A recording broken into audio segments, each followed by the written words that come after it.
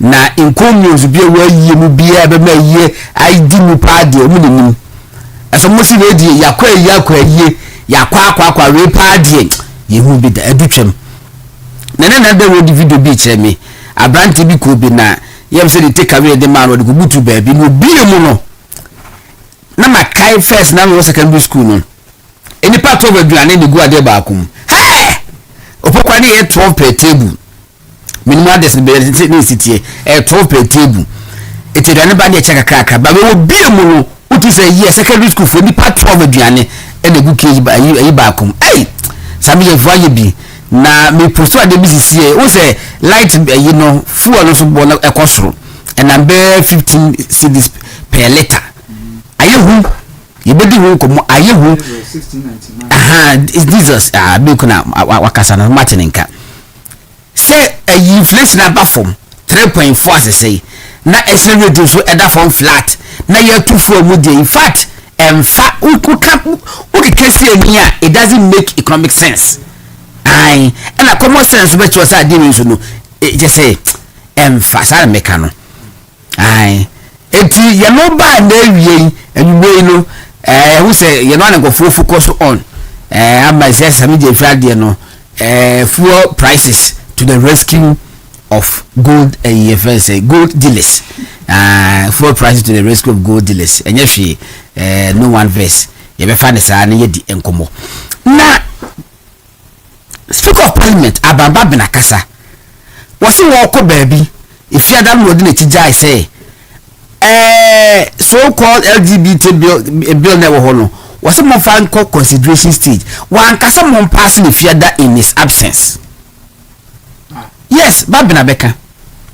yes was some fan called consideration stage as I say one kasa mon pass in his absence it was no na more things that they say pass was how e go be wi ade num ampa o mawiem na LGBT bill na abane de obi wi ankomanye that what the business are can make come die say et said the was dan mutio et said the was dan and I will say akromfo ne emoa ebeba stray animals ebo kwa akra be ho twam odwan bi twam aponchi bi twam a obeta be wura ofie ho eti yankoto gate efa meto ano ikoto gate na enkase awo gate no ho electric defense no just nema wo ma wo sakase bebe sokiw ebu okopa wo twom kekekro pa etimi ti bibi na da abewo the gate no no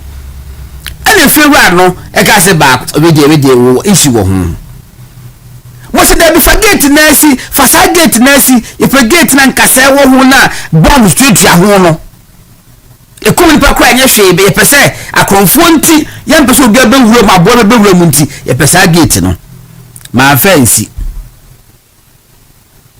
me fi hon mo na beku no ka ho ase na beku bae abeku bae a gate na musi fancy abeku se me dem ba me di besi abeku di gate di besi oba di gate manua na abeku da ko se akire ho wakofa welder foforo hey welder enkase no wo gate no ho free ho bomb bullet to free ho first no reach that bontere hu inside chantokro to ase to kwa mane nkoso twalo form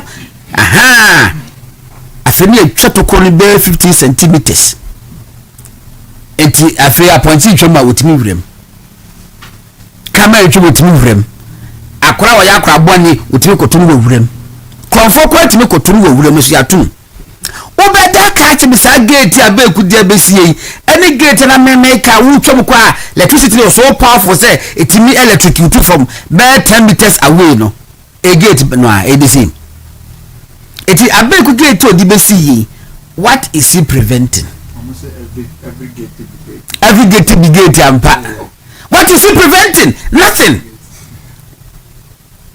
what is abeku preventing nothing sa no mo dia benye sese gay asamuno de na ye Ghana fo ma me nka no kra ifa me post ko ponye there will be a person there maye me wu magasa metan me wu menti na magasa metan nkade edenya enkofo be so modem aye but de na Ghana for ye ka ho asem ya ne yesuo ni se omudi ba begina bonten abohu dawuro se bema betima fa bema to bema betima ware bema oba betima ware oba asema ni eye nyina ye hunu no se ye mpese ombeka ho asem wa bonten na obeti se omo ye party yese memma tumu for na ekoye party yana ne se eye tan ye mpese be ho be wade a ye wade wo dem nyame ya adon se okuna wo ho begusawo ye de ye nim ho asem ba to sanity afi ndisi for ba ya ade na meku for the time no some media person me betra se no ma mintimi nka ho asem promote who send me bray who t-shirt who t-shirt after ndc for ba ya person mahama eni atari general o mako said them akose Jubilee House afa de no o ma editi munyi we film munyi film amesai munyi o ma yiri nyina film ama se kura de aba ne se me betina se no ma metimi akasa afa LGBTQ ho abaye nyamehwe. What have you achieved? Nothing. You have rather worsened it. Now as I feel don't mo pa kwa said I feel it mika because not be my young pastor no not there was that fear say we and red boy I bet you but I said that bed there might be a flat gate no the open on be you come to Tunisia and I come out to Tunisia and so what to make out until the one you eti ade what to Tunisia and what share the senaka no masa de ade aguase it will be the pim na tutu agu. That's President Mahama for you.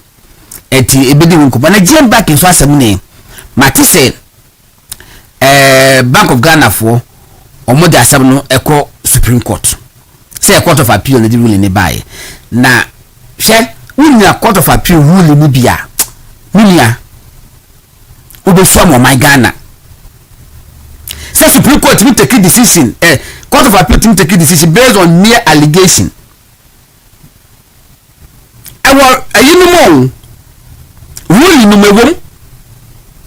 Mere allegation, unsubstantiated. Almost say based on this inti. I so pathetic. Na baby a Ghana ye kono. Me patrol say a Court of Appeal say. Court of Appeal say. Bank of Ghana for and restore and for more licenses in my woman. Or bank I say, Jen Bank go ye jumam.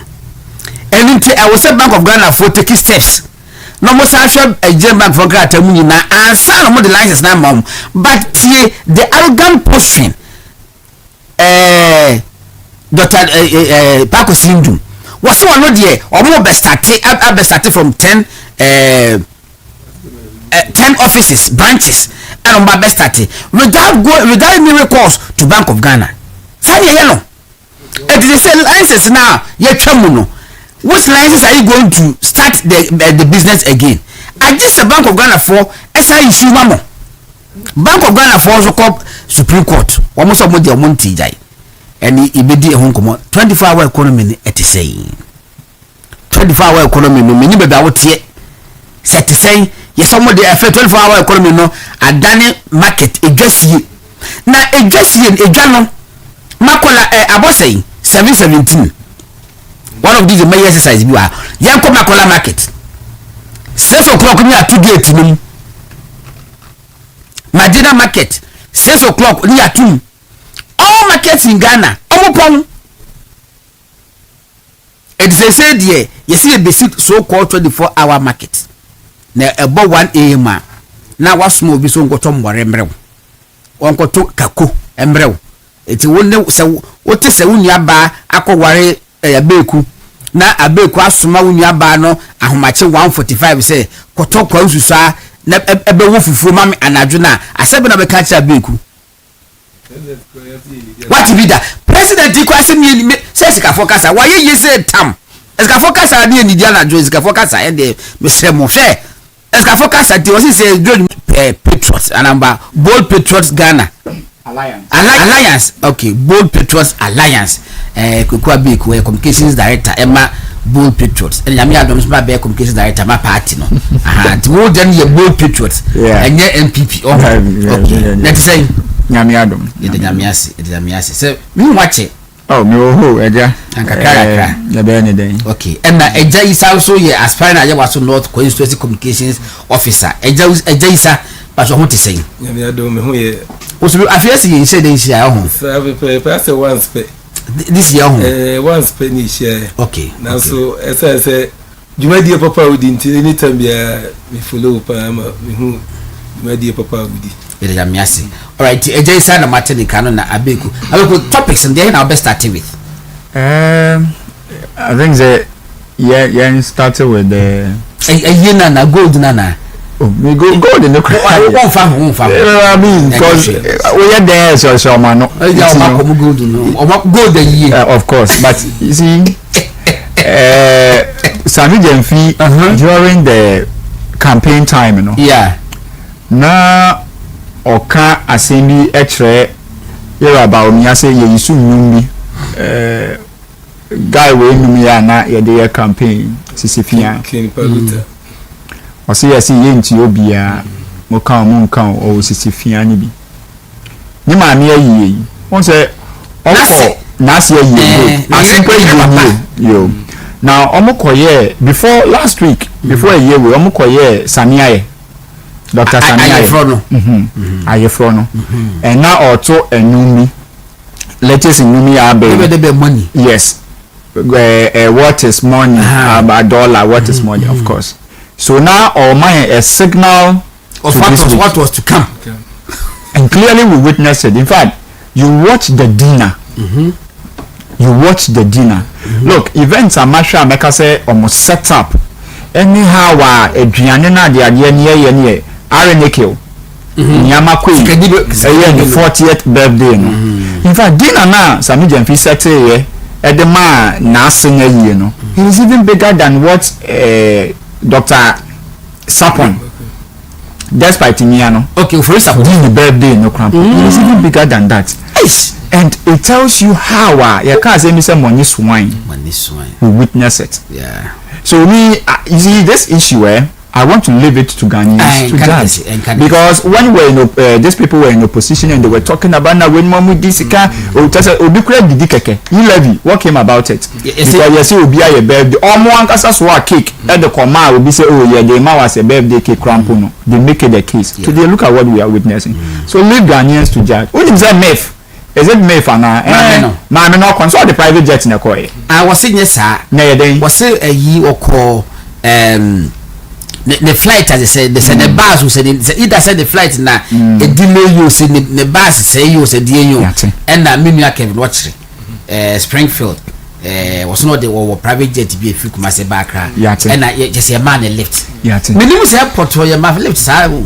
me say wow you be bia what a wow Ghana for share to me these issues me jama Ghana for social media just to deal with it this is their darling boys and media my me kwaje isa na yan kwa golden one kwa ye bi de but at least what take akra et say me aga fa bi di mani hu bi na o hwe sa setup na wo ho na wo hu se sika wokrum na yese opesu hu nipa se ne ni subai tie pa na wo hu se ne nipa ni subai tie pa no mani nye sika se sika ba na afa mu a ho na wo hu ne nantie mu ene ne nanfo fam ene ne dwumadi a wodi no ene na be mu ahu se odipa no na wo hwɛ sɛ ne ɛyɛ course na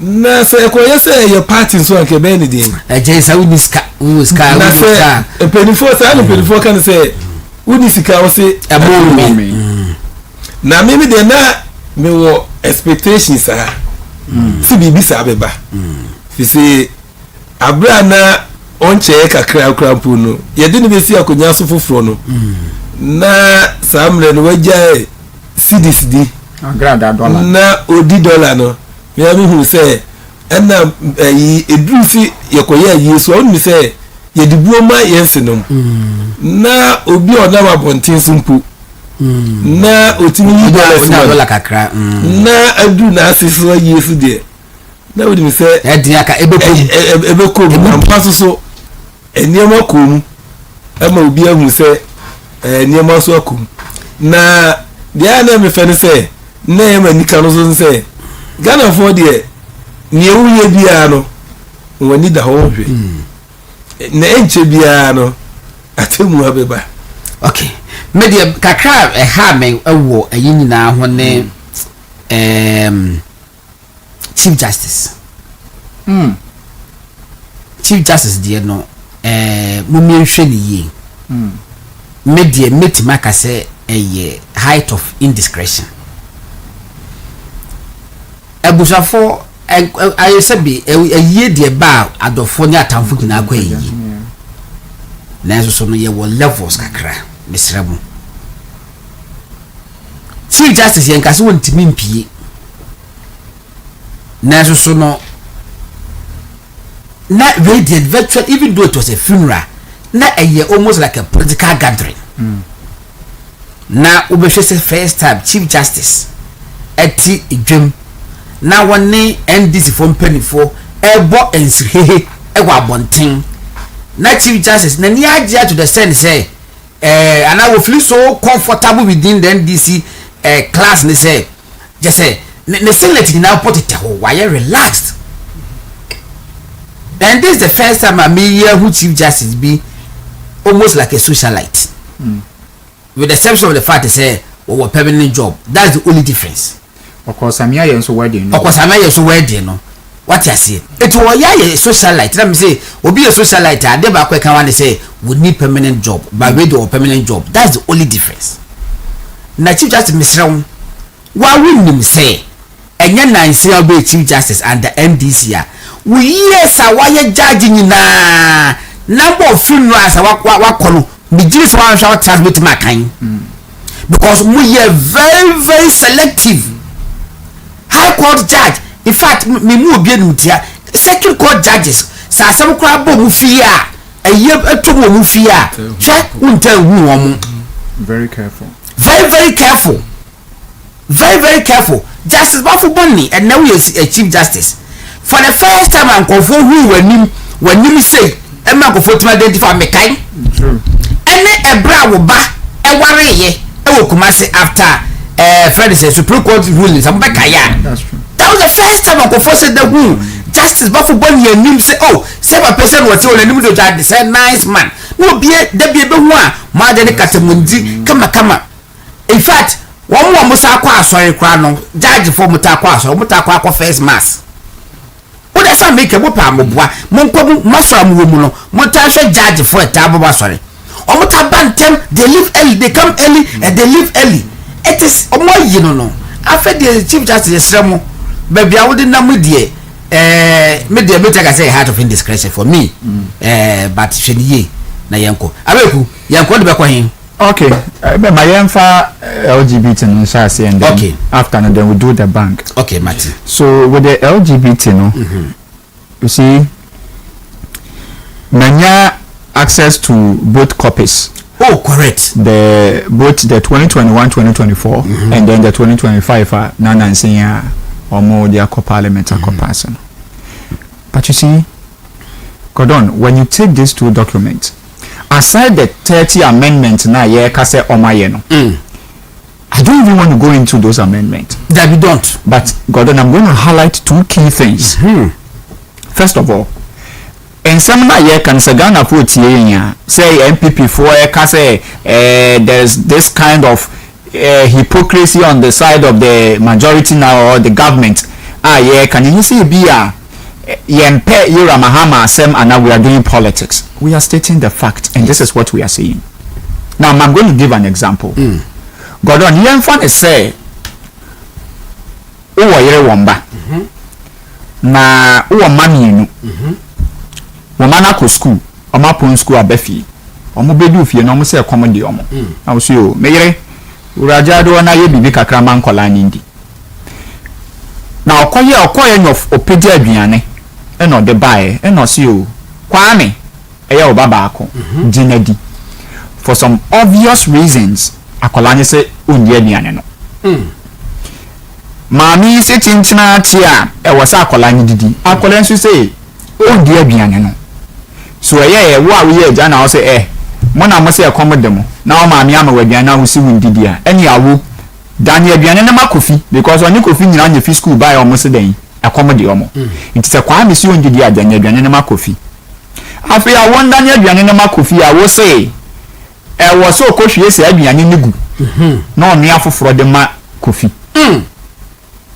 sese nti enya aduane na that is the question aduane a na wo ejina so tintina che se yemfa ma kwa me nondi na kwa me so se from obvious reason on the aduane no ondi na wo kan se die dani aduane ne ma kofi because kofi so say ekomode no na afi dia wo si dabi mami nko hwe aduane ne go because wo se me mfa ma kofi dia me ntumi fa aduane we ma me ko hwe egu ne ma no afoforo abre no o sa be bra foforo ese bia wo no wo hwe no sa te foforo kra ma okonoya foforo eja abre kofi ansa na kofi adidi we ye eja da bi we di eden na obedun ayemfisi ewu so in that case akola no ka kire wo say bia na me suspect say mommy ana me maami poison aduane nti na me ka say me dia sa akola no or you vindicated and on you vindicated more than vindicated because nya maami a kire ne de kire say na ye no kure say akola no po ka say o di aduane no so this is what we are saying when it comes to this me infano anti-LGBT already you friend LGBTQ LGBTQ act, bill or law or act now this is the point look at the Ghana for you Mahama our yeman pehini ende ono any the party na aban Sam George no in fact this particular bill in the mass Sam George here popular look 2024 election no Sam George man nanu enye densa e won the constituency true this particular bill Emma you be even on social media ye born abaso papa we call tour across the world or call BBC interviews or tnan krofo enyim e ka kire omo say Ghana are you ready and willing say you be pass a bill against this LGBTQ because we believe say your norms and your traditions man kwan po and his reasons was that on Deborah Vanessa enya issue say ni school and ba echo there was a time I almost allowed Deborah Vanessa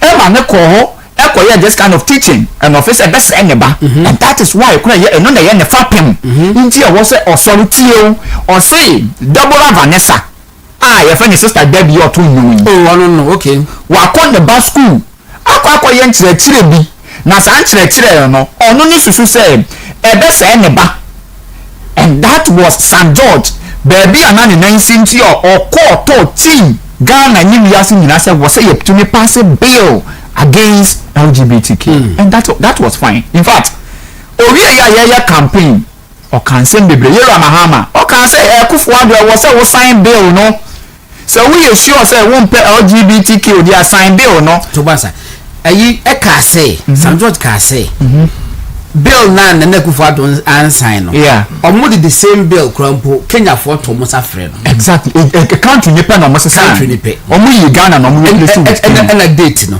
very well thank you now modia ye campaign Ghana for agya to o ka kire Ghana for say Mahama ba na one sign bill no kra he will no peace yes o man nada kakran na Ghana for nya mugide no say Kufuor do tiri mo odin clergy asofo e wo man we mu e di preach ye wa sorry den mu e ma Ghana for e ka say Kufuor do na kire say nya St. George ke no kra na utiri mo odin ye beto abanye tia wo ne ba onia ne we MPP mo kwotena kire na mo ma Yera Mahama mbra na oye den o me sign bill ne ma ye nti Mahama was the hope in the court abanye ma Yera Mahama no buy Yera Mahama buy ya say sign bill no say budin the first meeting no here with the clergy no catch me say the nti Kufuor do one sign bill na mean to me sign is because it did not reach the desk of the president so it lapsed with the 8th parliament yes there was a sign kon here reintroduction as near the bill number and say she the bill has already been prepared. The man or championing the cause aside St. George on the floor of parliament was the speaker of parliament then Abababin. Yes. Okachire Ghana for say in his life and as he lives he will make sure say that bill is passed. So Ghana for nyamujidi. One of the reasons why he was even maintained was even this bill. What happened? Yes. And then Yeah, there are 2 minutes mama 18 months down the lane. Most of them pass a bill no. Now, the Bible can't say if you get the bill, the person will share in a Kufuado's bill, now non-person Kufuado sign no. A dear subject and that's so proper human sexual rights and Ghanaian family values. Theory, and I would want you to underline 2 key adjectives for me. Proper human sexual rights, underline proper money, and Ghanaian family values, underline Ghanaian and mommy. Okay. So proper and Ghanaian. Yes. When you take the new one, human sexual rights and family values, then I proper in okay, now hold on. This is what they are trying to tell you, and that is what Ghanaians have not paid attention to. I don't want to even talk about the 30th Amendment. Put that one aside. Now this is it. When you say proper, Gordon, what way you have your human sexual rights? Of course. Maybe or when it's human sexual rights, human sexual. If you allow us to say what we want to do in our bedrooms, or be other candidates differently. To me, once it is okay for me, it is within my confine. It is within my human right. But there is one thing that qualifies it. Is it proper? Bible say you are doing so there is a caveat to qualify the away. Is it proper? The one thing I hear this answer, is it proper? And it means it has to be proper to meet standard. The conform. There has to be a standard. They don't meet the conform of the Ghanaian values. Yeah. Today they have taken away the proper. What it means is that say a right mawa, it is okay. First, and the Kufuado, then it shouldn't just be right for you or to you. It has to meet or conform with the standard. Yes. Now the standard has been taken away. Second, the Ghanaian. We are seeing now. Who is the Ghanaian? There are families. Baby, I will feel different. Baby, I'm different. God, baby, I will feel different. I want to give you an example. We were here, and now you're about a year, somewhere 2025. And they see gay phobia about the picture were Independence Square. Okay, good. Now, this is what it means. And in the Kufuado's bill, you said it has to be Ghanaian family values. Immediately you say Ghanaian family values. When the case why specify this bill? Say it has nothing to do with Nigerian family values. It has nothing to do with UK. You can be your Nigerian belief what, but when you get to Ghana, whatever action, whatever thing you do, it has to conform with the Ghanaian family values. Now when you automatically say Ghanaian family values, then you open up for our tradition, our customs, our norms, our taboos, what we like, what we dislike, what qualifies us as Ghanaians. Yes. In the but when we hold you accountable, we ask you, say, does it conform with the Ghanaian values? That was what we wanted the Kufuado to sign. Today, the Ghanaian is not there again. Wow. So automatically, what it means is that so we took one thing you cool, no about Ghana, no about your person or ye, now what channel, now the local quarter, when you are the cultural, Abeka said to me, Nyami, it conforms with my family values. Do you understand? Yes. Nyami, Mabus Yamuno, yeah, Mabus Yama, I said, Bema, bet me, Sani, or Bani or Babet me, it is his or her family values. Because now Ghanaian yes, he's on a Ghanaian soil, but he does not conform to the rules of Ghana. It does not qualify him. It is up to him. Any baby of freeba into a culture. That is why when you take such a person to court, it is ambiguous. Because of it, naturally you say, and you also would there is a bill saying say my family values. What you say, and then my human rights. So one, it is my human rights and the person me way. Two, it is within my family say your values, we qualify to do this. Were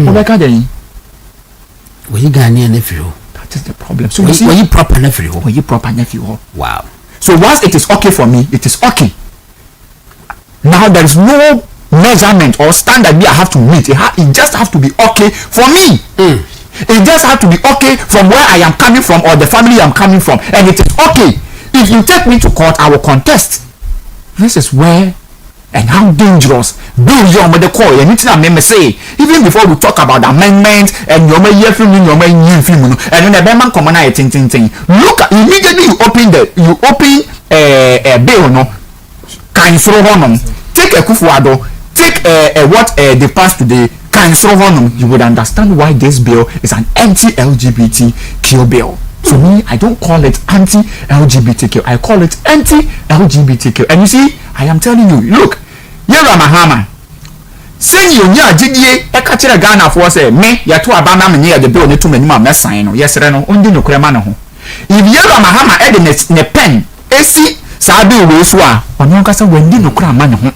Oh, that's what money you free more. Money edit, you know. You see, because listen. Nia woka say yen fama kwame na kwame into nia yenti yentwa bentia nia fa umbra na beyeno. We are expecting you to do. I am expecting and I want to challenge His Excellency say. So who this bill we kotu nyimo no ankasa ndi no krema no no kan chiro mo say take the bill back. Bring what you presented to Akufo-Addo. You see, all I'm waiting for the president to do is that let them present the old bill and then make recommendations. God what am I say? So what you are to Mahama or see that is the recommendation of the president because on not the pen basis into more and more parliament no most say was all you or say on also was we just want to know the recommendations of the president. Now second you got on didn't His Excellency John Dramani Mahama promise Ghanaians say bill not here passing the crown pony a private members bill or no making the government sponsored bill. What happened? What happened? What happened? Is this one the government sponsored bill? No. So what happened? So you see, there are a lot of questions we want to ask. Me, I say amendment and what have you know there. I was expecting say it will be submitted to the president.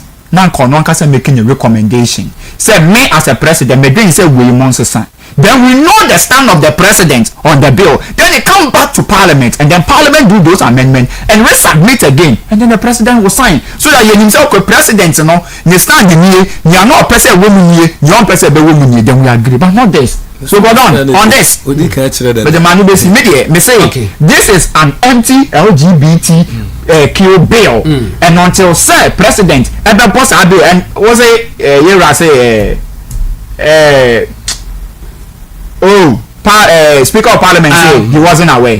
Was so one person sign. Into all the call here. Oma the Oma you mungu no sign no for because you go send Dawson. Ejesa yankoi. Godo bra. Em say LGBT we dey. So what you want some na e said anya one pi say o say president ka say tabana Christian Council and edison religious bodies ni bi call no. So one kind no say samle no nye priority man. Our kind. Enti onipa e di kind dey say samle dwumadie na anani emu force me se me ye no. Enye no hu ne hia no. Enti se enye no hu ne hia no dia na as say ontutu mus eniema nyina tugu.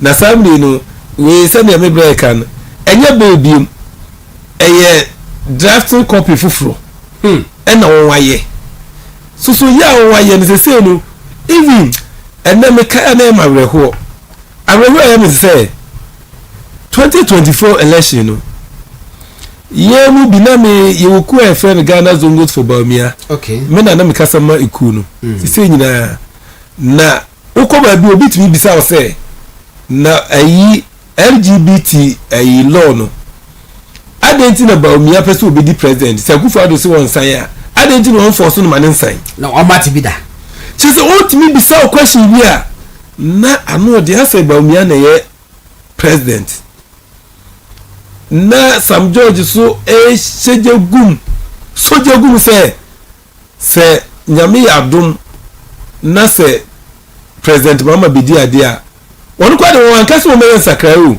se no o che npo de same law no obey enforce na mana sign amana be ye law afa ye won bedi ade wie no kire se da bi e wo so ye amended no eno so na sam ne yigusu no na me de mesre no se we Christian Council and Muslims Council o say we no ye fa bibi se adanko da adoe enti won be nse nu akwani ese jo mama sign eye LGBTQ LGBTQ plus law no na be to say insen na ho bi so Akufo-Addo ana NPP government na ntimi ansan ne mu wasan se wo hwe a na first no even we are lawyer kura wintimi provide service ma LGBT for no ana e de say wo hwe we are doctor nso a ni na se provide service ma wo nim say onye LGBT for a wakasa kura otumra but se say sa emra ni nyina no onwe yi ni nyina afirim na sam na onwe yi ni nyina afirim no se say emra ben na aka wom enda se say ukogina ayi a fizese no ayi say first no kura na wo mu say yehusu wo ni wo ye obema na wo behave to say oba eno che say wo show bibi say wo pese wo ye LGBT na wo pese wo ton bibi na wo di bibi egu nkwala suma na si wo da bibi edi kire adasama ntano kura wo tumra but say kakra mi mahu wo mu say sa ni mani nyina no wo yi ni nyina afirim na sam na wo yi ni nyina afirim no say no edie na ye criminal ewum dabi o mo yi ni nyina afirim say no na be kire say ebia anu nti na bebo obi hu say mekoye sa de we a ebebo mi hu ana ye de me famra kwan a ense na mfata so ekoba ni say ya ne che say Ghana fo na won daadai na mo daadai so de a na Nyankopon ni visa so fo bebre hia e na o ma perception bi kire say ase MPP government ni ye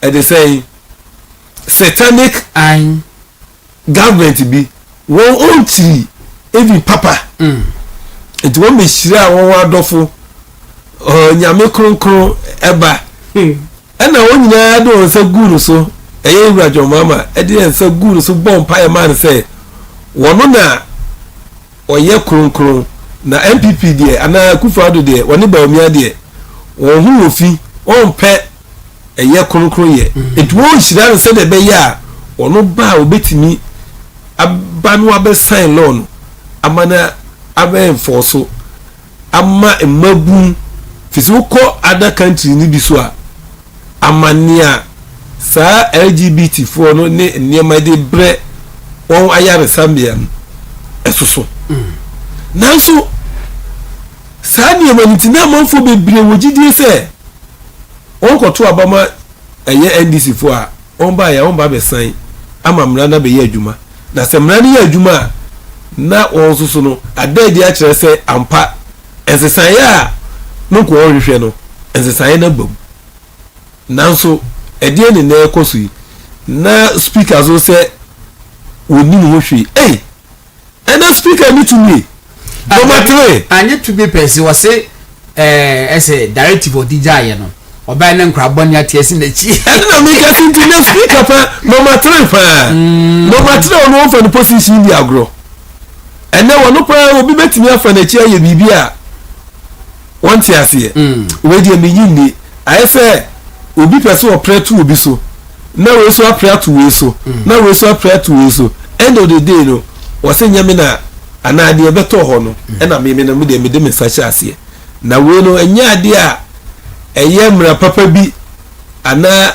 edi mra bi na me mesre eye MPP parliamentarians no a yewura o de saying wasahine ene Reverend Team Fojo so o meso regina o wa no my press conference o meso regina na we die ensase samra we no o yi I was so calling back dabo je say your numbers ni sa abufonti ya wadamba se kitu bi abufonti kanema gui enti ni so metima ye no so mu say I was on you say parliament here house of records enti ni obenye bia no ye record to ho anchirima ebeba be ka say abra na MPP wo aban mu na say MPP wo position samra we no MPP for cassette aye okay Martin ejesa midase mamenko abeku bank sector na we ye you know presentation are you ready Yeah. If I read. Okay. I read. So yeah. Gideon obetimi de no atoso amaye na bank sector clean up no enkofo ekeka ho sem bebre egofo twantro etufutro egu depending but I said to me a better say be clarification nyina ba na abeku aba no obaboa yen ama Ghana for atase kakra tie hwe city okay etini yenko okay all right God on me that say na you see this banking sector clean up yeah dey cause yen pa in our 2024 election prior from 2017 especially 2019 Ghana for e kan sem bebre say Kufuado agu nnwuma na enunti omo de abufuo eden e di show mumua kwapem say 2024 ye case ye nkoto aba NGC for ye propaganda bebre e gina so because of course ye ntumi ankere ye nsem ye kekan wani ania and it cost us a lot so and then I san be kan say the licenses ma GN Bank and I say Court of Appeal say why restore. You see the problem is that Court of Appeal one can say why or share Bank of Ghana so monfa GN license in manu or say or no why restore license na dia ma GN Bank. That is why pa kwesi ndum so kwa ye adwuma no. But the Supreme Court to be any kwan or restore. That is why Bank of Ghana is going to court. Because I was so accustomed to say they should take steps to restore it for them. Or say first of all, while overturning the rule of the High Court, and then two, while restore the license of GN Bank. In fact, GN Savings Center. That is the rule. That is why Bank of Ghana is going back. Bank of Ghana is going for interpretation. Say, does the court or any court have the right to restore or to give license without the authority of the regulator? That is why BOG is going to court. Okay. And we are going to discuss why. NTI and there, yeah, can say me. I am saying, say GN Bank does not even deserve. See, you're sending the line subscriber man. And the issues, you know, buy, you know, young come here. You can near so papa and see them and papa need the sympathy. And no, the Nantia from 2019 at the payment there. And then Ghana for face or no quite you except for Tassia the money, but to the money, who did depositors in the money. We are going to discuss these issues here now. Okay. Before I make us as a god on better, what kind of deal with mommy? Okay. Oh, it's calling. Oh, yes. I was a for higher Ghana. Okay, I say thousands of depositors stranded at Equity Savings and Loans faces collapse with multiple branches shut. What's the date? Say and then yeah. Okay.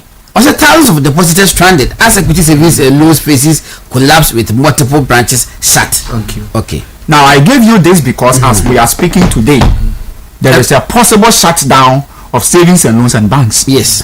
Because they are literally insolvent. Yes. Now we are going to discuss here today. Okay.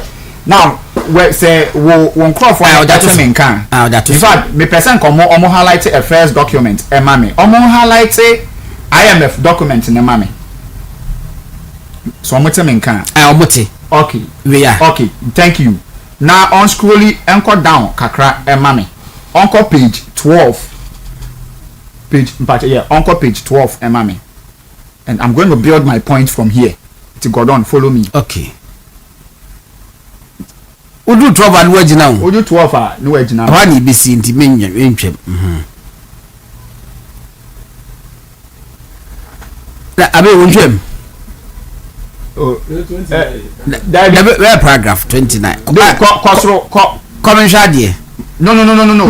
Bra down. Concern the page 10 bra down. Page is now left no. Yeah. Next one. Okay. To kosoro. What yeah. Now go on. Me show some who screen so. Yes. Financial sector issues, right? Yes. This is a report from IMF. So one way was the International Monetary Fund. And we're highlighting. Thank you. Now, read paragraph 35. Was it the BOG is adopting measures to ensure that the financial system remains strong and stable, including by strengthening the legal framework for supervising and regulating the financial system, the new banks and specialized deposit taking institutions bill, and the Ghana Deposit Protection Bill. That's all highlighted there, mommy. Okay. the new banks and specialized deposit taking institution bill. Sa bill no the person would do two three mami. Okay. The debating komo. Now yan koso. Okay, also have been submitted to Parliament, and once approved, the BOG will develop regulations needed to fully implement these laws by June 2016. By June 2016. With assistance from the long-term IMF advisor. Okay, twaso. 36. A special diagnostic external audit of commercial banks to review asset classification and valuation, provisioning and loan restructuring. That we highlight for yes and and loan restructuring practices according to both the BOG prudential requirements as well as international financial reporting standards was completed in September 2015. Yes, and the final report is due by the end of December. That's 2016. In parallel, the BOG has evaluated non-performing government guaranteed to quasi fiscal exposures and their effect on bank loan books. The preliminary results indicate some differences in the interpretation of the guidelines related to impairments. After reviewing these discrepancies with the banks, the BOG will take action to remedy under provisioning and require banks to increase capital if necessary, in line with a timeline which will be agreed with the banks. The BOG will also issue a guideline to consolidate earlier directives issued on the IFRS as well as give a position clarifying gray areas of the standard. Areas of the prudential norms which are not too clear are also being reviewed. Okay. Now, can 36. Also, the BOG has been collaborating with Afritac West 2 to build capacity of implementing base 2 and 3, and the long-term advisor commenced duty in October to assist the bank on banking supervision. The BOG has also requested fund staff to conduct a financial sector assessment program in 2017. Okay, thank you. Now, or movie entry and non the banks and specialized deposit taking, you know. On for and to screen so mommy. Okay. It was a banks and anyway. So this is the bank and specialized deposit taking. Yeah. If I don't scroll it and call down mommy. Yeah, call mommy. Call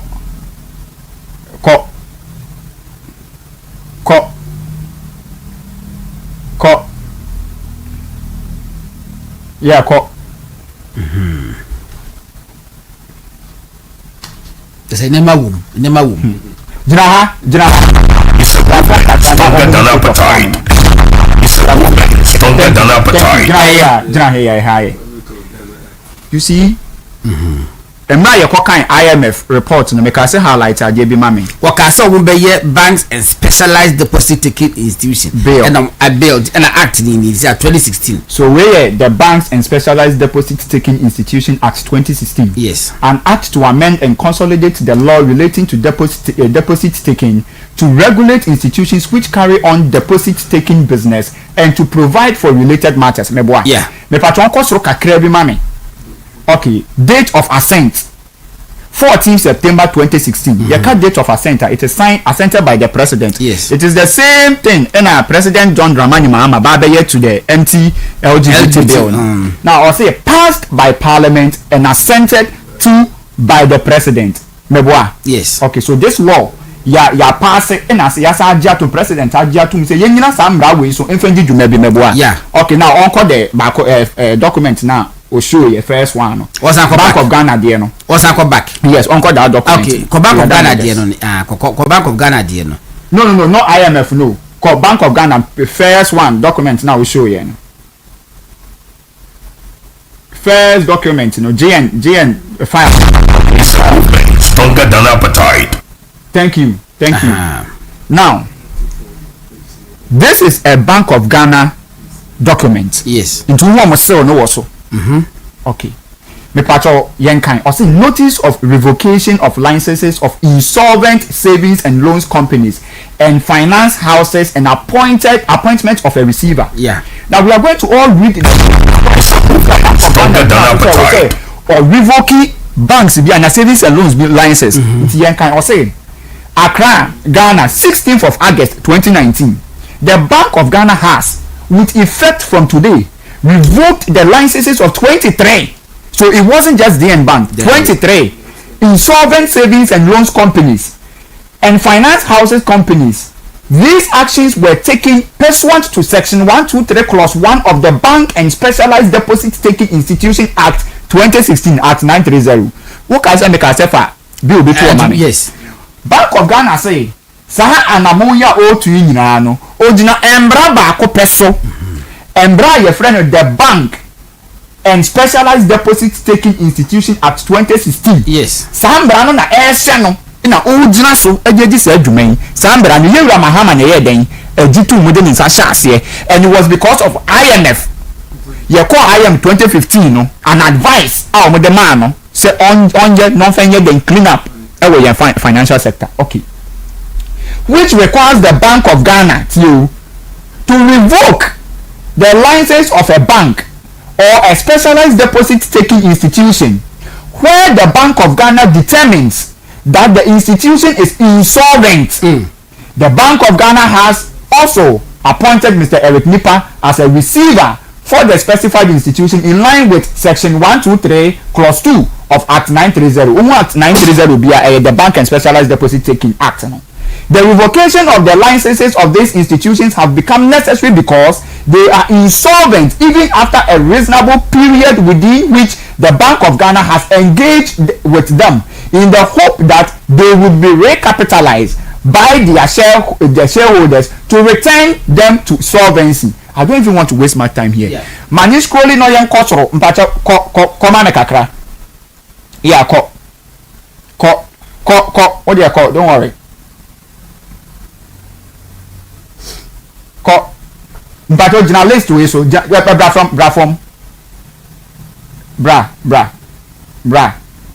ba ko kan. Now Gordon. List of 23 insolvent institutions whose licenses have been revoked. Yes. These are the finance houses your job licenses. Yeah. One, Asan Financial Savings Limited, Adom Savings and Loans Limited, All Time Finance Limited, Alpha Capital Savings and Loans Limited, ASN, I'm down for Bakoya Dumao. And yes, Madina Quine. Yes. ASN Financial Service Limited, CDH Savings and Loans, Commerce Savings, Crest, Bachokoda Kakramami. Well, First Allied Savings and Loans. Branches are not one year ago. Thank you. May go require victims. First Ghana Savings and Loans, First Trust, Global Access Savings and Loans, GN Savings and Loans, number 16, Ideal Finance Limited, and blah blah blah blah blah. Midland Savings and Loans. It was very popular. Midland. Yes. Midland Savings, and then Unicredit. Unicredit. Oh, no, so you're generalizing. Unicredit too. But on cost from mommy. You're realist, no? We are making a but now, because we didn't know who come on and bad. Until they are work or 2 GN. Or back or 2 GN.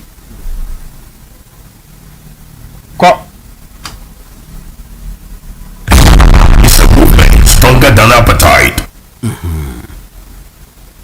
It's a Bank of Ghana. Yeah. Report. Yeah. On Ubia Bonia or ye. And now Ubia to are you didn't become global access. Thank you. You told me Naya jump.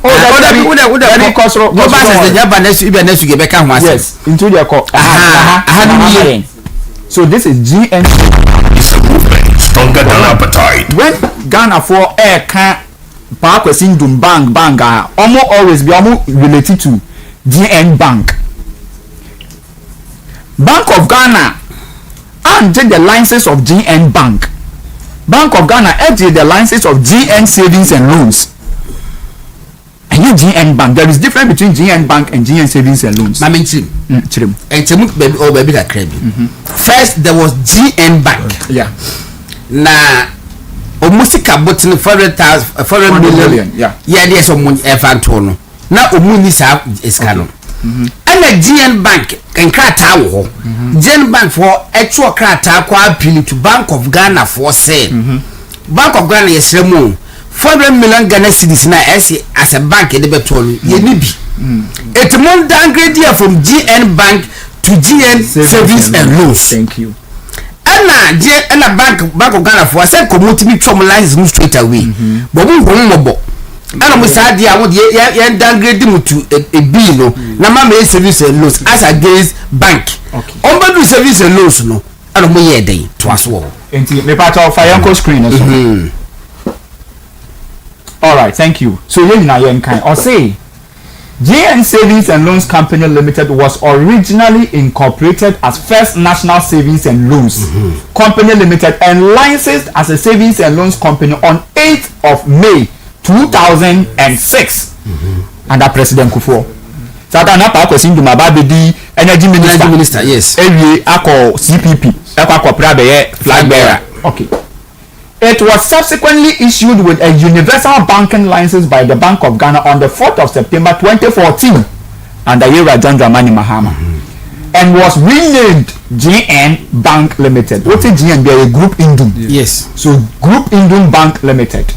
Also on the 4th January 2019, the Bank of Ghana approved a request to reclassify GN Bank from a universal bank. Now when we say universal bank, what we are saying is a commercial bank. Yes.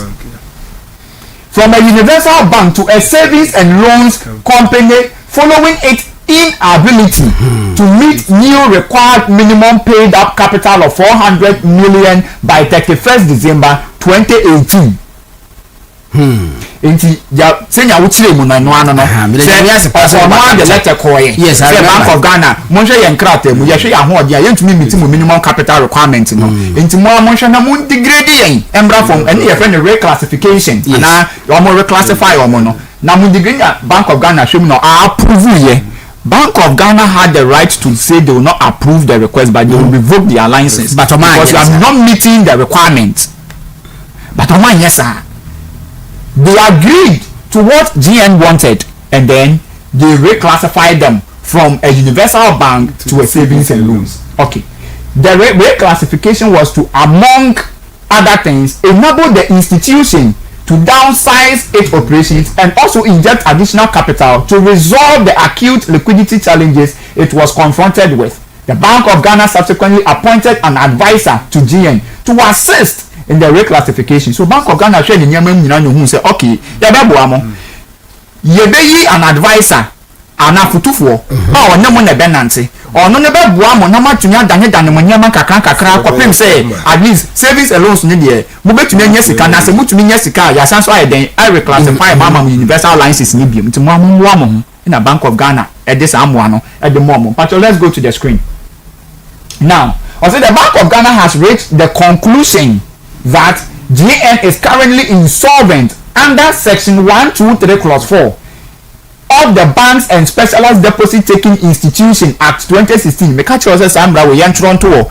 because the banking sector cleanup ni na eyemra ba kope yes e Sambra we e man so pese Bahama time and yes e to ho ono na dey call IMF na IMF etu no for say on yes Sambra we no for here banking sector cleanup or yes Sambra we na ka be taking that action in 2017. And what was Embra your kind IMF report no or so you bear financial assessment in 2017. Yes. So think I to in fact now Cambra we was say a passing in June 2016. Yes. Ayara mama e delay was so and Embra ni ho and I will give you another report. Governor Addison and the reply Governor Tisusi CA okay pandit but the brain no I think I'll get another time we'll come in of course so you let's talk about this now you just Sambra and I was sharing crater and we say GN Bank insolvent or need pepano so that you are running as even the savings and loans now I say being in a breach of its key prudential regulatory requirements now its capital adequacy ratio is currently negative 61% in breach of the minimum required of 13%. What Bank of Ghana is saying is your minimum adequacy ratio I also with 13%. Yes. You share GN savings and loans on crater mono 13% na kasakwa even 1% maybe the now we are falling flat to minus 61%. Minus 61%, yeah. Now Nibisao when you are doing will be what can I say man we nyina no be the 10 Ghana cedis na den ashem would you obet na you money about making sure say dey pay and was 10 Ghana no e da ho wo ba be hwe nipa no footwo mu no 10 Ghana no we dia ma even 1 cedi ni wo na mo ma ka esa da ho 61 cedis Obesa to asamba nipa na ye adwuma. Dabi. Okay.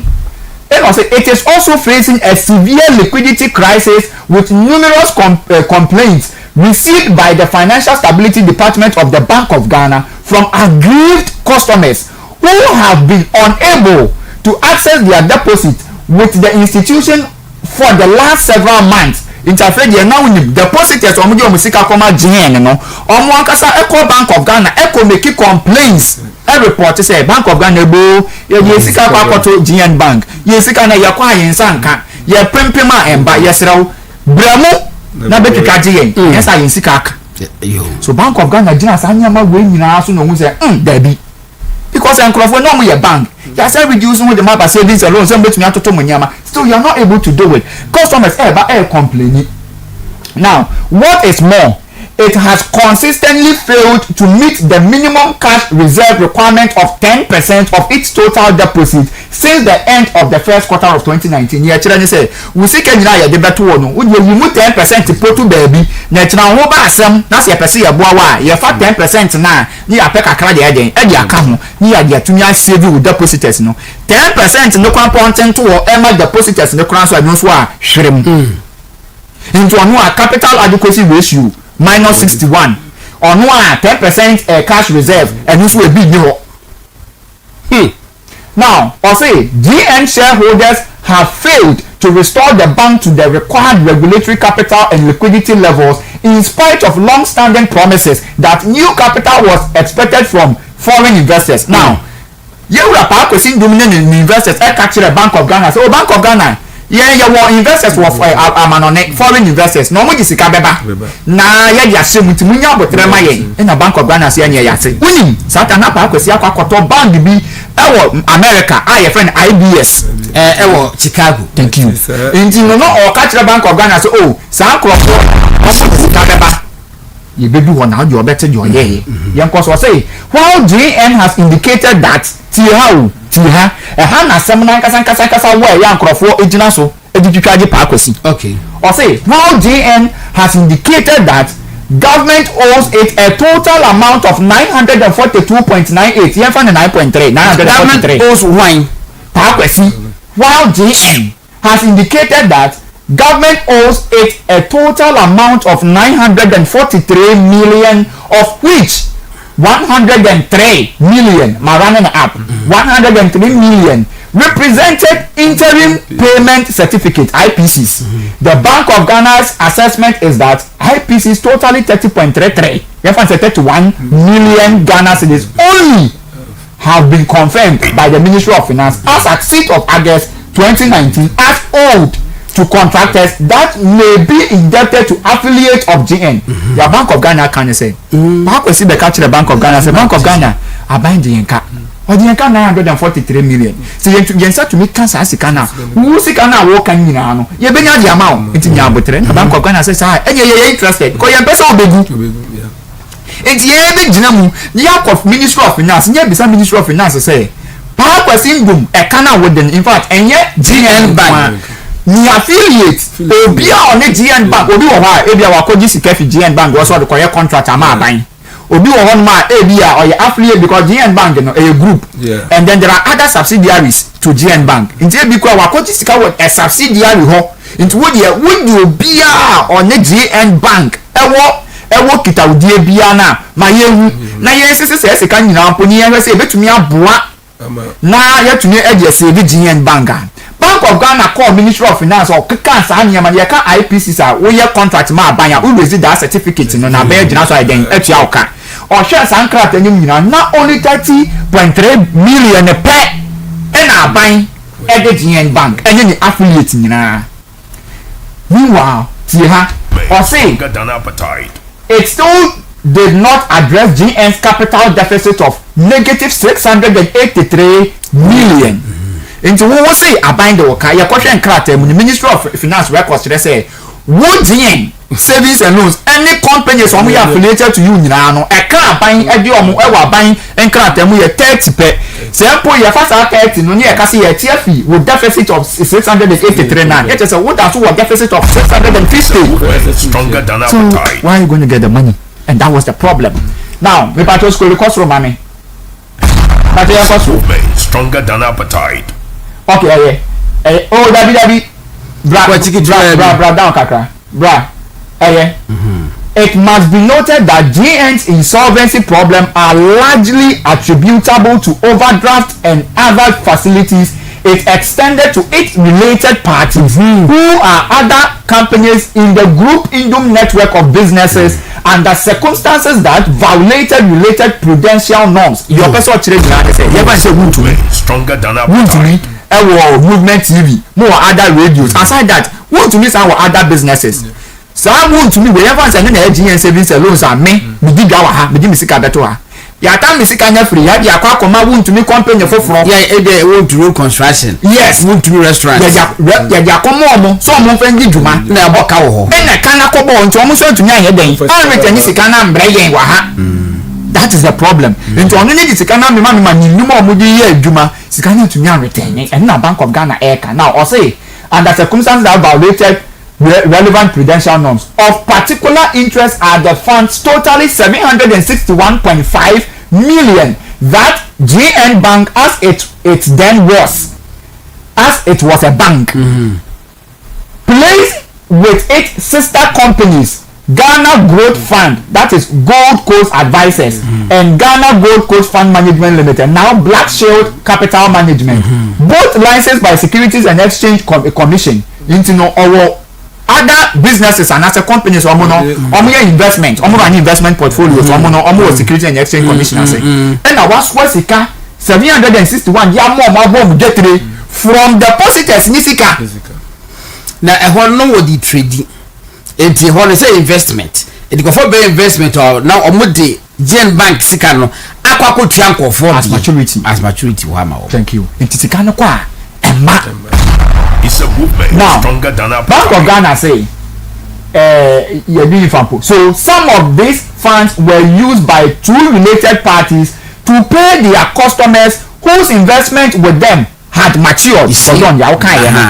While some were also used to fund road and other contractors who claim to have worked on government projects. And it is important to note that the IPCs claimed by GN are not supported by transactions that were entered into directly by GN and such contractors or government and its entities. Your person say yɛhwɛ nkrataa mu no sika ni bi wɔ hɔ a GN ma yɛte aseɛ sɛ ɔde ama road contract nkurɔfoɔ agye akɔ road construction ama abama gye aban contract nti ebi a mekɔkɔ abeeku manya aban contract na makɔ GN sɛ bɔ me bɔ sɛ mefa nkɔyɛ kwan no na makɔ gye na GN ama me sika ɛna GN kɔka kyerɛ Bank of Ghana sɛ nkurɔfoɔ agye me hɔ sika sɛ ɔmo de kɔyɛ aban roads nti sɛ metumi nyɛ saa sika no firi saa nkurɔfoɔ no hɔ a metumi atua ɔka ɛna Bank of Ghana sɛ ɛne yɛyɛ interested ma yɛn bo a ne yɛnkɔgye sika no yɛkɔɔ yɛ ne sɛ ɛna yɛn tɔ. What you say? It was purported. It was say be a mother catch us menya. But now you no say menya. Zeka wo grad us change. Iti me no I am a third party to even the contract. My catch us so hwe no menya contract the fee aban huntima mi sika fa nkoya adwuma. Na wa gi sika no. Ba ye kwa aban kratem na sa nkrofo nyi ba gi sika na nya aban project no mo de ye den. Omo de koye ye. Iti ayeka. Na de omo ne de san ye omo ne aban project ko mo koye ye no. Omo enyo omo ne GN and our direct agreement. A true hold up by holding accountable. That is the point. The party yanko screen so. It's a movement stronger than appetite. Now, I say the failure of these two. Okay, the failure of these two related parties to pay back these funds to GN affected GN's capital position. So those two companies na ye or no one companies no and to me and Jessica betua ne kan and na affecting am went to me and raise so and na wahala to say the failure of these two related parties to pay back these funds to GN affected GN's capital position, leading eventually to its insolvency and acute liquidity challenges.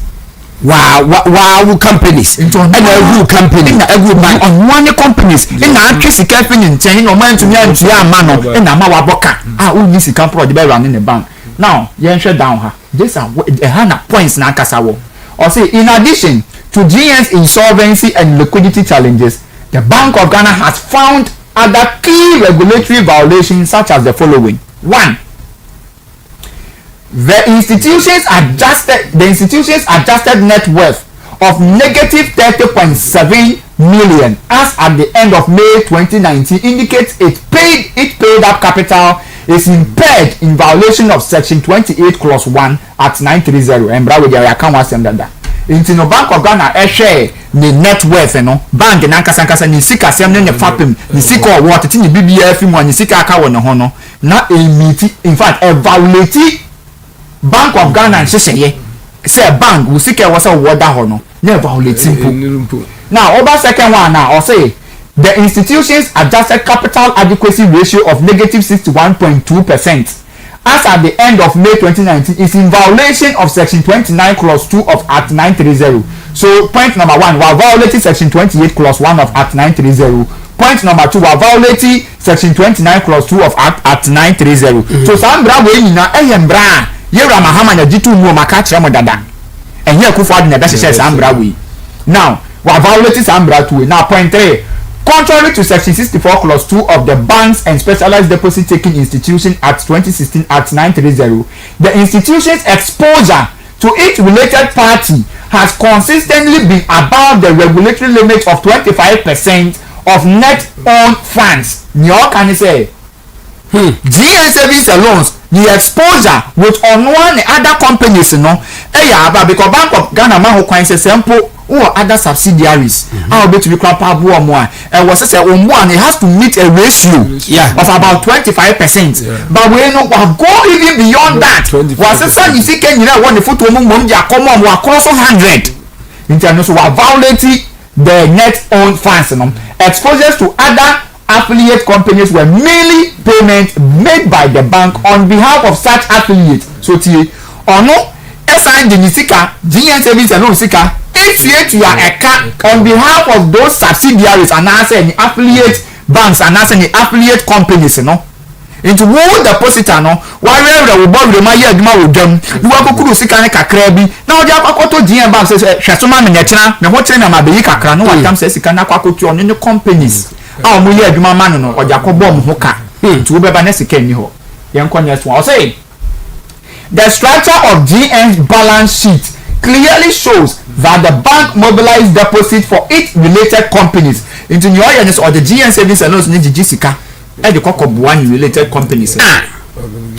The inability of these related companies to honor their obligation to GN has resulted in serious liquidity challenges and contributed to their insolvency as all related party exposures are non-performing. So, on your moody drain, they are non-performing. Oko bank will be a friend NPL, non-performing loans.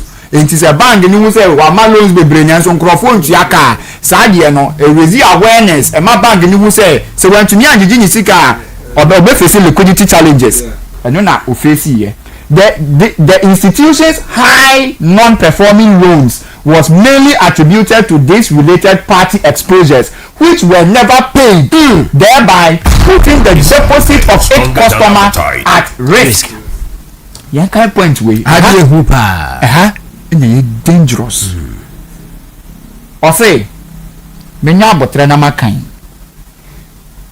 a recent Bank of Ghana investigation conducted at GN revealed that a significant amount into bracket 62,255,516.93 US dollars and then 718,528 million thousand Great Britain pounds and then 4,200 euros of deposited funds held with GN had been transferred to International Business Solutions, another company owned by Group Indian and which is based in the USA.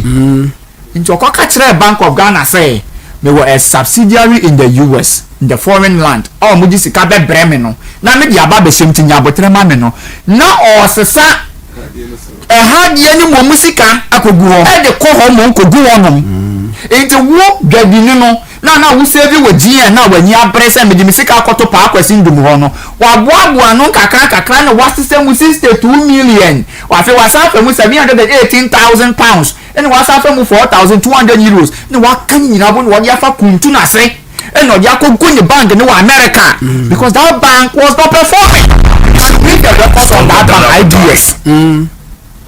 Now I say without any documentation to support such transfers in breach of Section 19 of the Foreign Exchange Act 2006 Act 723, Section 4 of the Bank of Ghana Notice and subsequent Bank of Ghana notices issued in August 2014 prohibiting such practices. Yeah, Bank of Ghana can you say? Yeah, this is a year go say, oh, BBRN, you no financial sector, and as a financial bank, and I say whether universal bank or savings and loans or credit union or thrift or merchant bank whatsoever, no financial institution have the right so bet me a pager or no sorry no assessor depositors for sika only Bank of Ghana to trade no swat the aquamanone and yakako did media Bank of Ghana and Yahweh. But that is what GN Bank did.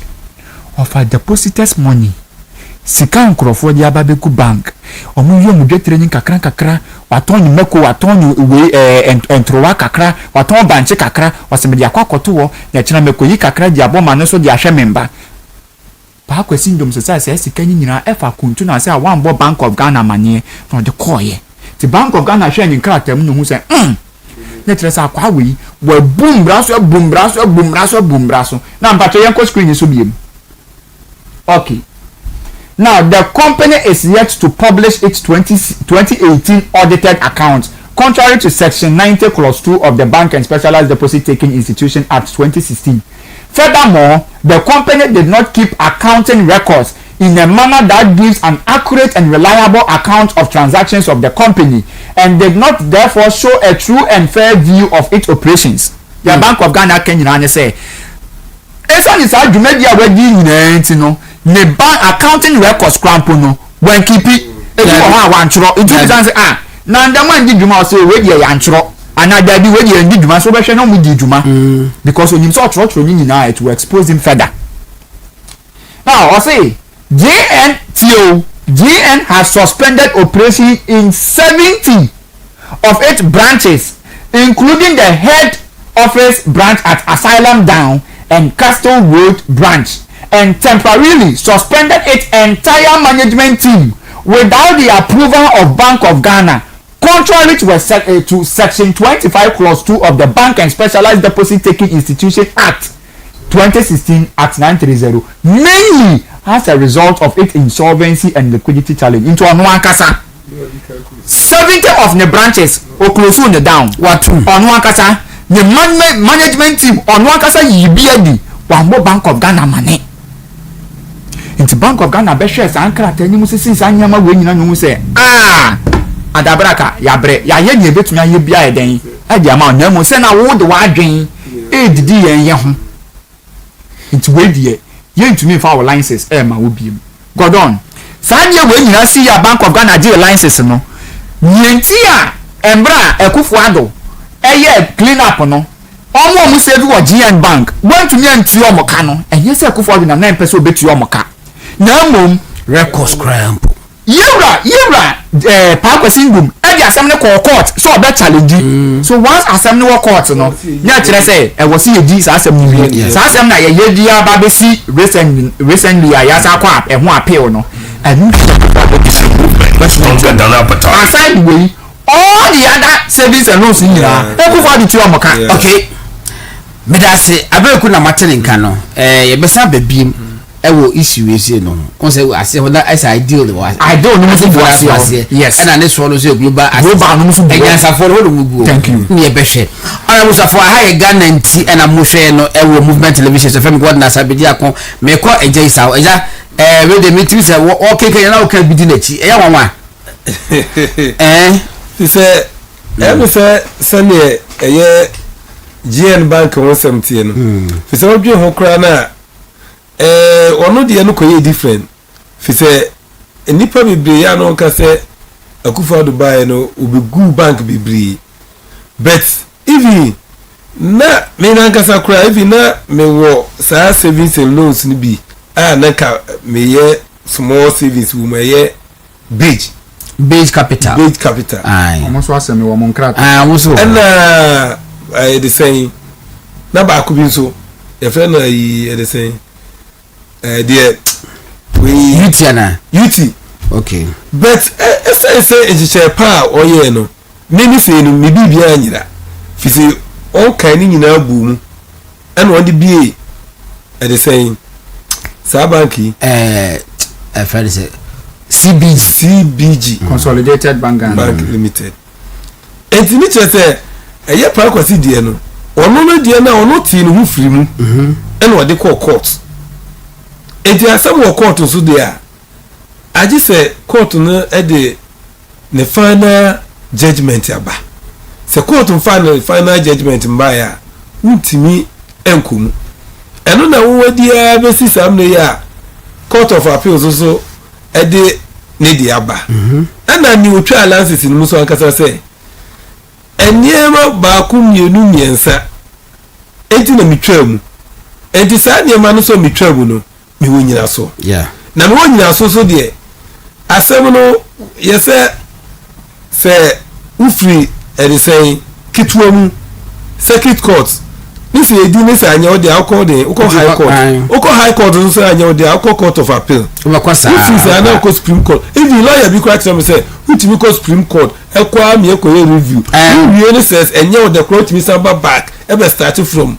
lows class e ko bim it is am na ono say ono say ko one day no one say announcement last week nyina no announcement about say or say bibi na na media na me bi ho say even 2026 your requirements and I say capital say unya and say what me be bank and I say service loan and this old at the same lances no certain no ratio be at so and they say they continue for and analysis say no qualify inka de original sa ne lances na de amano so no ama ni mani ya no anyway na be ye pa na say ati say okoje service and loans no na anaso okoje bank no say okoje sa ayi a wose judgment na wanya no so okazu original so a say me say Bank of Ghana every 2026 ene wo hwe sa 2017-18 mu a requirement access wunya asan what may be every service alone ene ne enye pe and the same no eno qualify for ene na ana no so no ye be ma ne lances ene lances ana Canadian no ete hodo me requirement ase na asemo court a ye se obeka bi na obeja bi ete obeka bi obeja bi no ana eguso no etina me hwe se ada se Bank of Ghana ebeba be chire mu se sesei no also owa ati ase ne lances no sesei ye fama no nki ye de mana wo sa ko old regime na but sesei also so onti ase ne de na che se ensem no nya nwie na se ensem no so nya nwie de a na entraso na beba na entraso na beba so de a na ene de GN Bank no mimi hu se yi gidi amanfo anya se animanim ya no ebi eba no bia na ntimi ankobasa me wo we kakraka fi se okay to levi enti mi de mi gusu hwe ni mi se Supreme Court see say asem no Supreme Court yeah enti won ede on fana yi beba na yehu send be ya eye ehihye a eye between deposit for no fi say no me gidi say deposit for the birim kura guso so say on the enya mai bebe kasa it is a see anybody no say wonya lances na obi anane de mai fi say won say na medi kaka won wa no other banks no de obi enya ne sika but essence ni we court ni ntino essence asem wo ko ndi won minyi di say obi enya eye ni deposit wo ye it is a ba na say o you betua o deposit for ni nyina and send a new deposit for no so dear bana. And you see, no, maybe say mentias. Valid question. Oh, valid question. And you see, me, okay. Nyameka chere yura. I think the Dr. Papa Kwesindu. Ebeya nkonya abotre. Onya. Because you see here, Bank of Ghana can even decide, say, you know what, me no crime point to work. So you arrest our licenses. But then remember, say, with the depositors card. It's before you can even show biadi. I will say with you biaka. Because now no nanka buying betu ya, and I will say there be. It is here now. No one can say what to me. Making sure say we see arrest our licenses. I will say with your deposit and you be on who here juma eka. Yeah.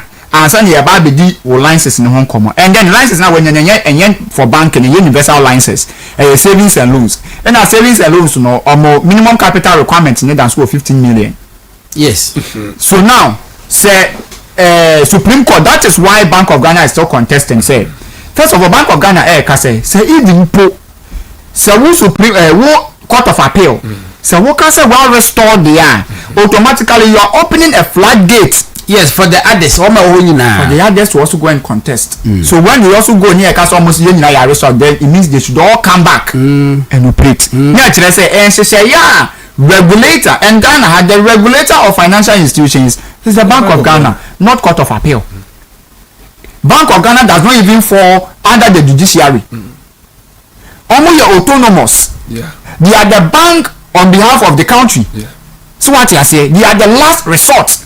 And you know when you judge we are what bench is now they making decisions say they should do A or B or C, but even if they want to punish GN Bank, they can say okay, so I could do judgment. Yeah, cool. We are the regulators. Who now with the car?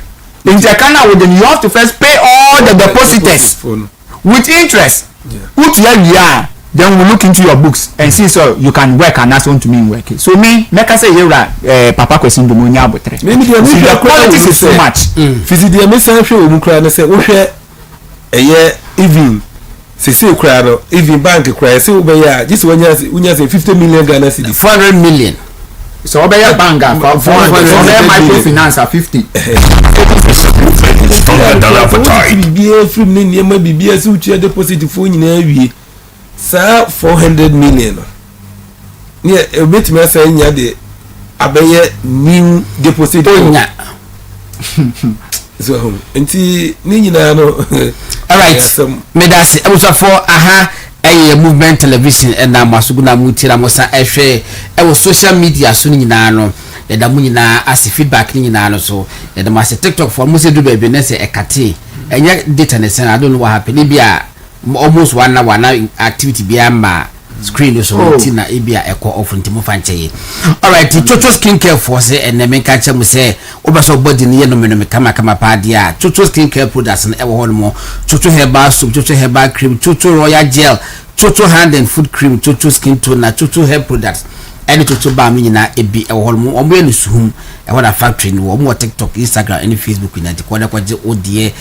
Tabia takum ememe nyina Supreme Court judge no na aba no emese we be ma na meka se Tabia takum ememe edura me nchechire wonti ase dia and you deserve what you are going through. The Tabia takum ememe nyina Supreme Court judge no na aba no bidi wasama kama and no high sense for so e dia ba omo AC no e bot se mo che fridge no papa it make am for high sense for yin nyina e di mass air conditions no 1.5 horsepower to be 10.0 horsepower nyina no e bi e wo hono mo high sense for the one of the most popular addresses in town omo amrahia is Legon omo wo tudu hachu Kumasi Tano so techima danso man kesi mo boase ho itamale baby bia e wo manga nam no omo e wo hono kwaje high sense for air conditioning ebi home nature's medics the gastro and the menstrual plus meter ababonte so stomach ulcer so akwaji gastro meter and also typhoid fever so akwaji bi and the menstrual plus meter the number na edrubo so me so na asemesi fie no omo enkwaji omo die ade ya ne se obeda na be so adwo so saa wo so dem pa intimincy pacho majenkwa na ba efen prostate plus meter pacho it goes against prostate enlargement no betimi na kon ediesi na wodi no so enkunim and the cement vital herbal mixture and then capsules yesi pains bia ba yare bia ba wachi bremo no so sisi echi omi se pa yesi very excruciating pain mo fe ne sciatica ano de papa eti kwaje cement vital herbal mixture and capsules ni bi na ebobo na ohun ento se wo lose appetite krompa and this kind system num na watimi abo akoma kakra de duane so ba so wuntimi ni di ya pa eti kwaje cement vital herbal mixture and then capsules ni bi from 0244718557 0241604712 0244718557 I was for aha movement television Ganenti almost 8:43 ni say 17 minutes time na chese yes sorry so no 24-hour economy phantom anase a reality ebeba so anase emba so and I see the musi eka ho asem say bed ni ejiri say ene ade ni ni even though me dem aka na me sense so bi mi say 24-hour economy bia ni wiase me challenges are there once again 24-hour economy bia eni wiase it is just a name okay e din ene e dia to so say 24-hour ne kan sana e chese ekwan akopfa so eye adwuma around the clock. It doesn't necessarily it doesn't necessarily mean say you run 3 shifts. Said the person Mahama a kind of position time they say 3 shifts bakubeko 8 hours bakusaba 8 hours bakusaba 8 hours. It doesn't happen anywhere in the world. And you drop a bini baby it is asem no omunya ika. The most one of the most busiest places we are say New York. You see New York never sleeps. Or call Times Square. Times Square. Me just say me who they say making kaya me charge the middle hopa. Times Square hall wo ko hall man nyumbra e bo be 11 pm hall mo kwa. Adwuma mo ye ho ensa no. Ensa wie ya ene junk food ya ne tonton di ene movies ene enwom ene ashawo bra ene e bo no Times Square ho anajo banks na wo Times Square ho nyina obi apon biggest big boutiques e wo hall mu nyina no Macy's ni alaji no obi apon etefri hifa mi ayenko na eye me 24 hours eyi ne de economy ne de me de ahyase ni nyina me hu se enya ade e betimi abaso na mpa so asa na antimi ambaso na se o hwe kura na eye they say 24 hours market na wo sisi na sam na wo hwe emia na wo sisi na e ka megiri si krokesi mu de eye nka se bibi be koso a megiri si nka krokesi mu na eye 24 hours no nka economy no ebe koso na so se o hwe sa 24 hours ya ba bia o wa hihia nka sa kura se 24 hours no o mbesi no eye e de say bia kura na enye akraha fise wo hwe ayi first one the minimum hu ni say samle 4 mako enan ene won wa hye ase ba ko obole in Savannah region ene ba ko so wo Edwira Ashanti region ene ba ko so wo Anyinasim Western region ene Adum Bonso ene so wo Western region na chese mako 4 ene samle 24 hours economy no won wa hye ase say ombe 24 hours market no ombe ye na sa bole ena Edwira ena Anyinasim ena Bonso no ni nyina nye they say beka say major commercial capital cities no ohwa ba bia ehwo no wulu na me matena kurase pen ena minim se ne inkurase market no tie inkurase market ni bebre no 1 week in Odibia na sa 1 week no so Odibia no se market for no ba ayi so a 4 o'clock ne amanfo asan ko inkurase fisi mo na onya ba ebi no fifiri inkurase akirichiri enu won ba nti so onya bedu sa ayi so a 4 na wo so obi asan ko ninchi ni odi bicycle bae ni odi motor bae ni onam fom bae wo so asan ko ninchi na sa 24 hours market ye ombesisi no enti sa mre no enti amanfo sa inkurase fo na betre dwanum akwakosi the next day anase day and so far kura nka mijiri say a year one of the campaign message and as a campaign a year all adopt year a Ghana for United Committee say even po and can market in Punkumisia and Kasam Miji say 200 and they say why 276 constituency. Now they say so far almost four so I was starting so kwa ye baby a ho ekura ani dwadi na a week na da ben in this 24 hours in busy the manya anti no class even 24 hours office na ka secretariat na ka sano kra no da ho kra onye 24 hours na secretariat na ka sanye 24 hours ya ebe die na nayi e de say the branch na say nayi be 24 hours edi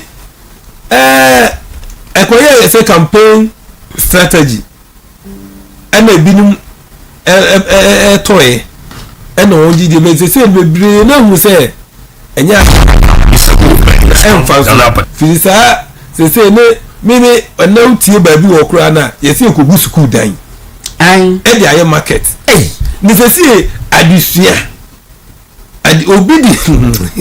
obidi adusua aba say bibi eni we de che obi ase a eso bosi adusua yeah na say ni yesi ye ji adusua no de adane edwadi na se wunya edise wunya sika obi betimi di nimdi aju sika nyina nanka so nimdi wo fom fise na wo nimdi a obi ntimi sisi wo wiase e nam yi na ko ba se de afa de pese de eye adwadi esese nimdi na ye wo asembo no po edi 24 hours ni de se de no de ye ka se atonsum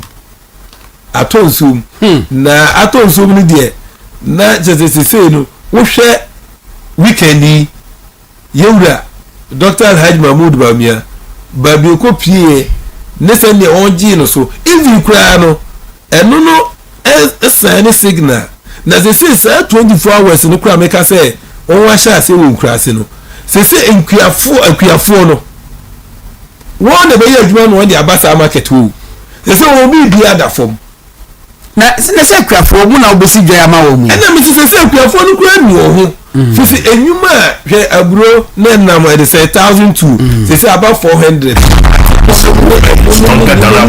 ti aba fom e di se why na benya opepase oye foni bi na wo di abasa edwanu mu aba be digwa it imagine say woni wo yire wo ho no na najo na wafa oba boy ba kon mo ko enfa wo se mo kote atoko 1 am sa na wapi oba sa wode ne ba ko kodi akodi sikaduru me ka se me de ma yi this crazy baby okwa edwadi eri dem ka se eye week ntu free on free anu okwa na wo ba so a edwani sha se bi a me fa se 8 o'clock ejiramu by 3 o'clock no na agu da bi so ba mu free ba le kwan wa na bi kai na say dwadi no so de ba bi a adwo so se Sunday na ye mu market day na say nima ko mo market day nima te say Wednesday na yes market day ni nima aha okura ba e be kasi nima pe na no kura no nima market ko na kasa no ba bi a bi fa say market ya yina kasa ayi no so 5 no na no ko nyina akọ obi akọ abeku yankwa 24 hour economy attending to market na ba ku be se market sim do mu de ba be ye kako market intipacho etise wo yanko you see media when it comes to 24-hour economy I'm not surprised of what the NDC is doing because omo magana fo nyina atiase se policy no omo ntumi ntirem omo ntiase na emo maje ba akopɛ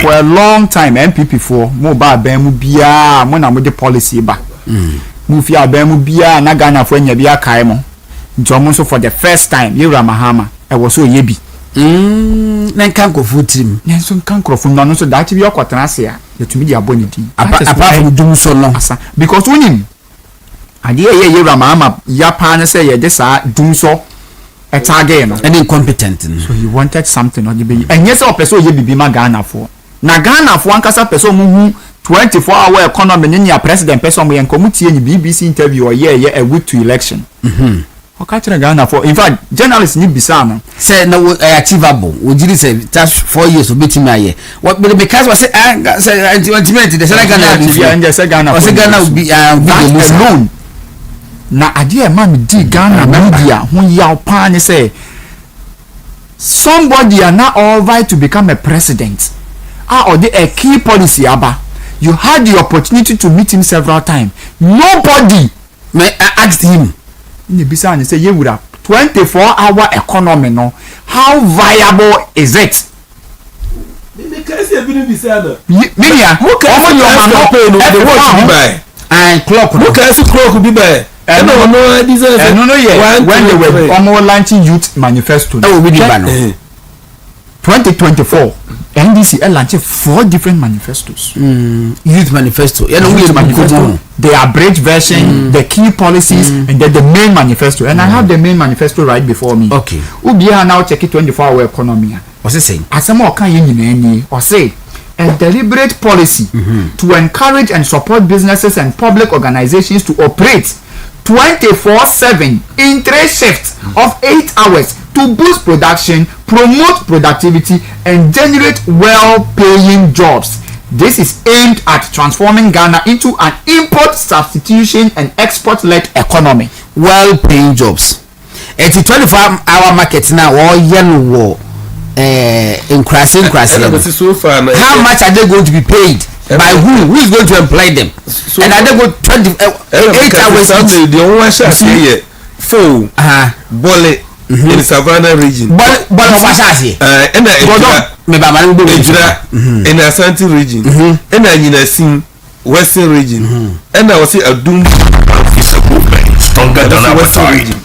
Bolly did last week in Wakai, almost as was saying, it is going to be the biggest. Now, assuming, say, imagine can a neck of father Waka say, oh, yeah, while this one factory of Ghana.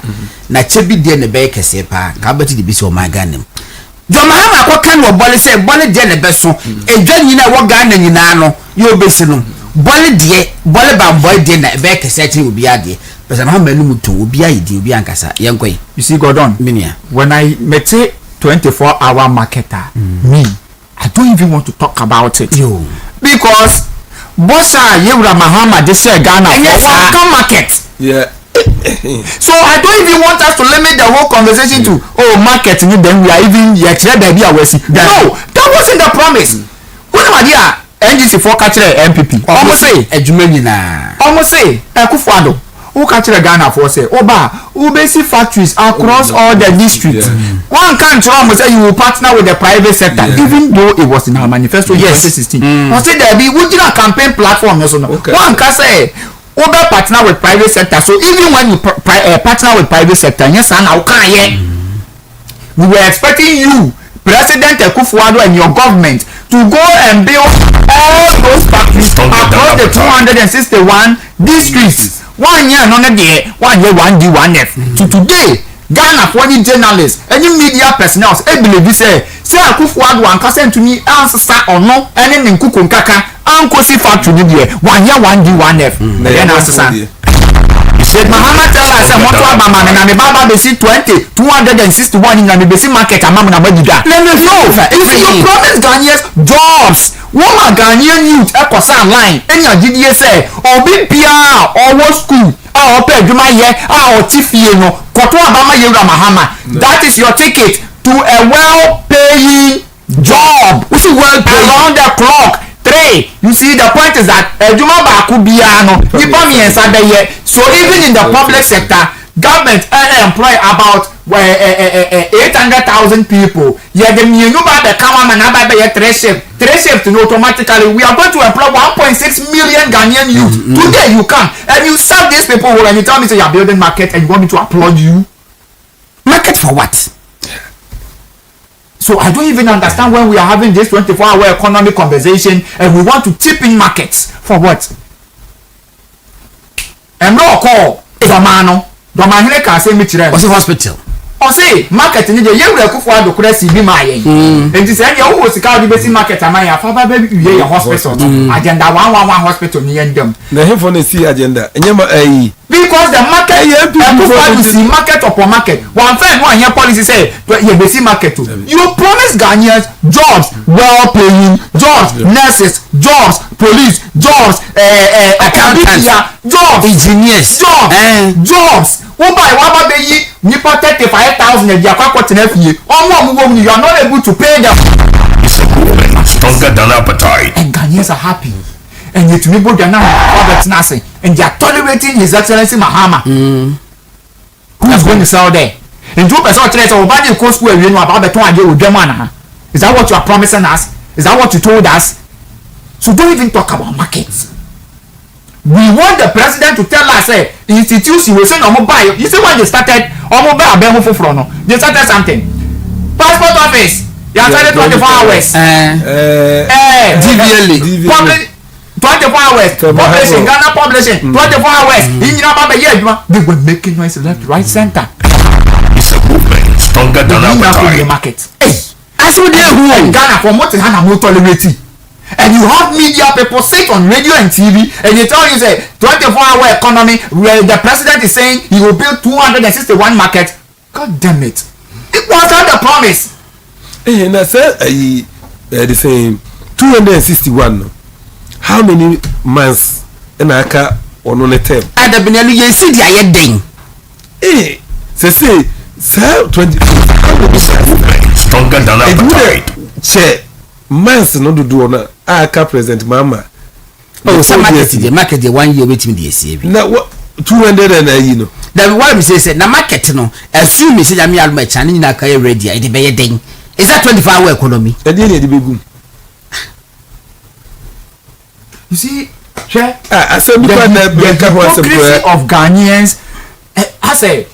I don't know. I say hypocrisy now there be a to where you throw book him no. I say Nyankopon ahwe so abosu nipa de amayen. Because look, when you take Muhammad's policy of stronger than appetite. This is Muhammad. He made mention, he was so categorical, he was so emphatic. I am going to create jobs for you. Or said that mention sectors 24-hour economy no. So why would you come and you say you are building market and you Ghana for one boy in budget also? You get promises. You were so specific. What again? Anyway, enti abekuna mate say virtually exasperated. They say I don't know. Ehano say 24-hour economy. We say decent paying jobs. Decent paying job as such say adwuma woko na bosomi. Yetua woka ne de wato senate so what you say no wa shata de kama na woko yenka say obi adwuma wo adwamu a any decent na so ne ye can definition of decent paying jobs a any obi oton kako any obi oton more any obi oton banche e wodwam ye no enka ho nya sala president Mahama promise Ghana for Ghanaian youth president Mahama promise say oba obemu obia ebu willing to work decent paying jobs 3 shifts 8 hours per each shift afi eyeden ejesa ebai upato kwento sin hefa mpo I was son of constitution I was of no ye na hefa eye mamubi clinic awon kakra bi oh minimum se minimum I was son of constituency okay and I say on be madum na on the communication no ashemensa okay na ya baba sum party na mana konanim oni mi sene yosum dada ebeba